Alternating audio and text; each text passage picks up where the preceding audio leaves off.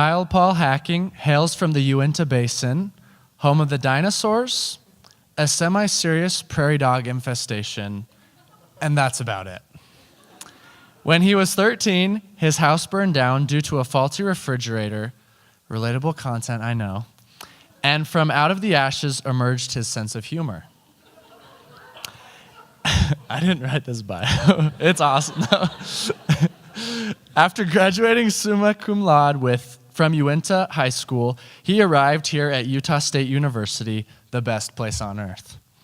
Kyle enjoys long walks to the fridge, writing slam poetry about seagulls, and stressing out about his basketball game, which is tomorrow.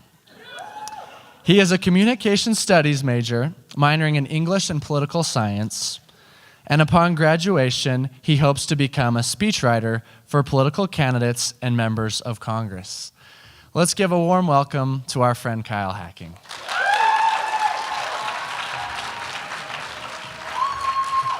Hi, guys. Thanks. Okay, so since I do want to be a speechwriter, I wrote a little speech for you guys. So first off, I want to thank Michael and Ayana, as well as PCAB, for that introduction, and also giving me this opportunity to come up here and talk about my feelings with a captive audience. So y'all can't leave, okay?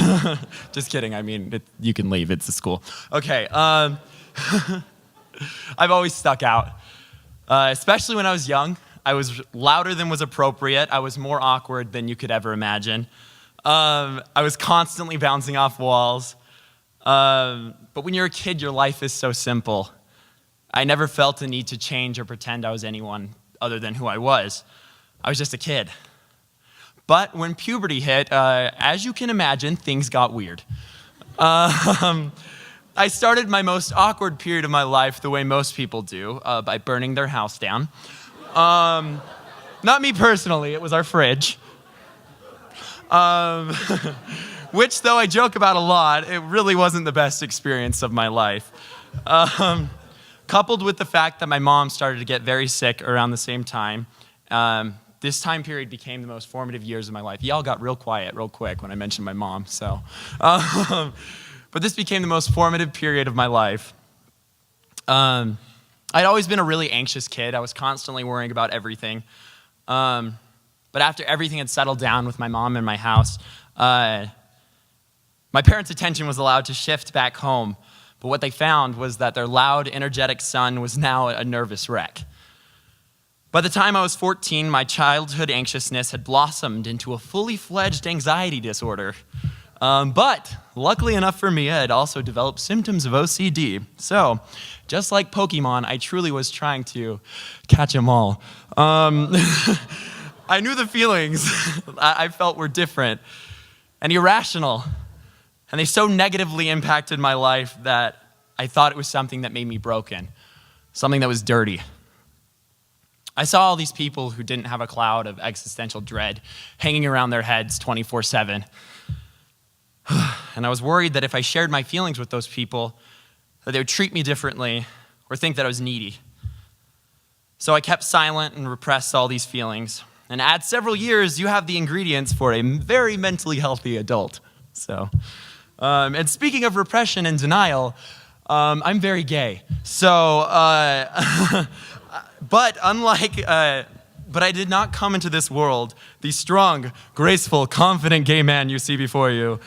Unlike Lady Gaga, I was not born this way.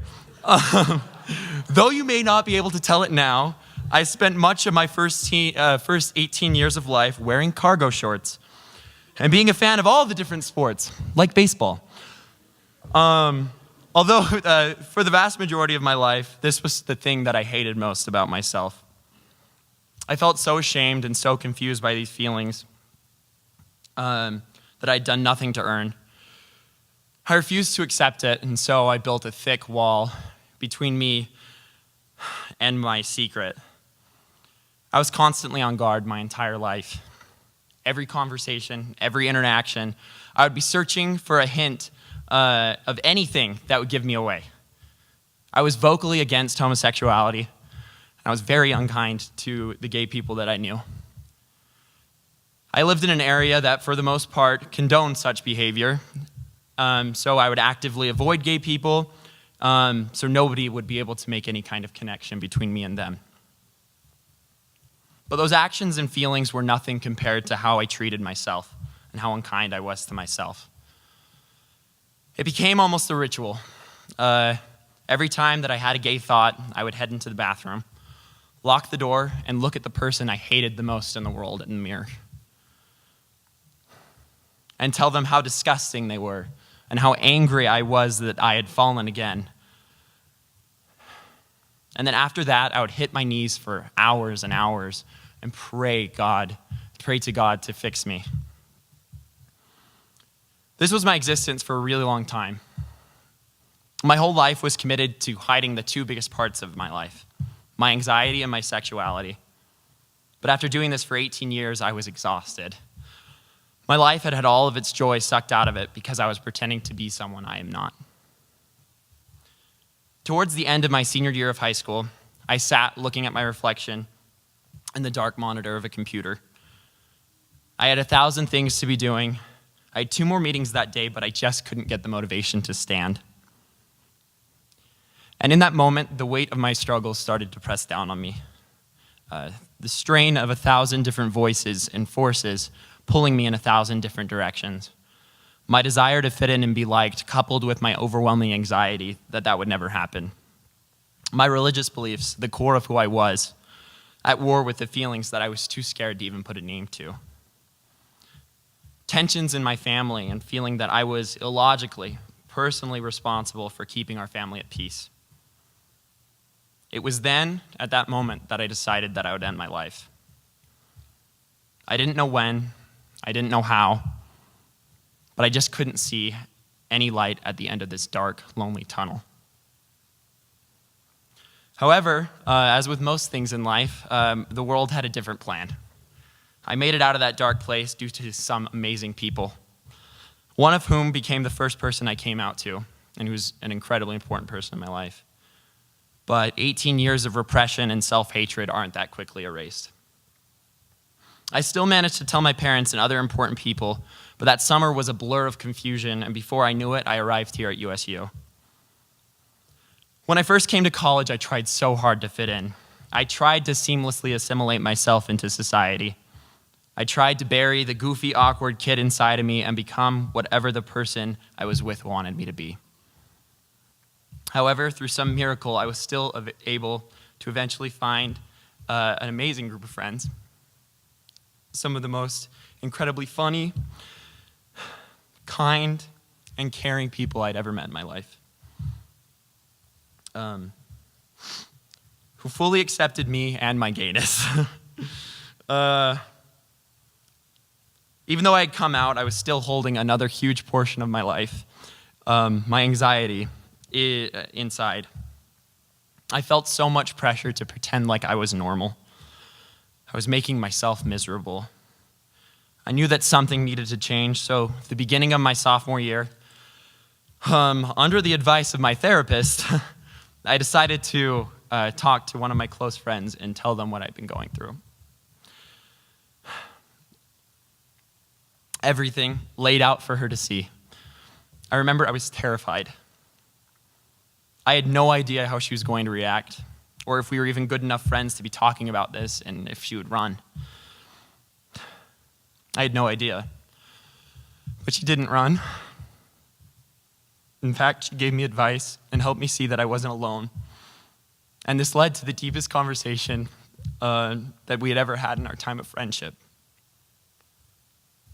Sorry.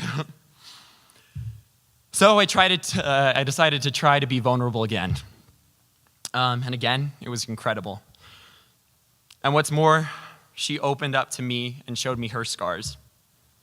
I felt like this was the first time this person had really seen me, and me them. It was amazing. I hadn't felt this free for years.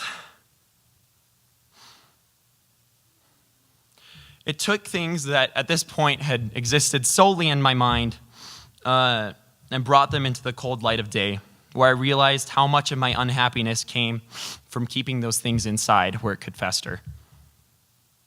It wasn't until I opened up and started to talk about my experience that the best thing happened.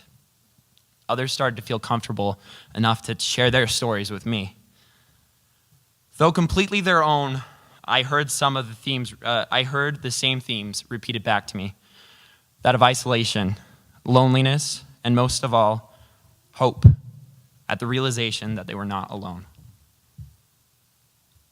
I would like to say this to anyone in the audience tonight who's been to that dark place and made it out. Congratulations, because so many people don't. To anyone who is there right now, if you feel alone, I promise you, things will get better. Nothing is permanent, not even this. People in this room, people you walk by on campus, feel the exact same way as you do. Don't keep these things in. Write them down. Talk about them with those you trust. Get help. It exists. Counseling, meditation, yoga. Don't stop searching until you find what works for you. Actively look for the good in the world, and the world will show you the good. Now, as everyone else has said tonight, I know my story is not everyone's. Every person is different, and every mental illness is different. But for me, the only moments that I have found true happiness is when I'm being fully, honestly, awkwardly, gaily, and unapologetically myself. Thank you.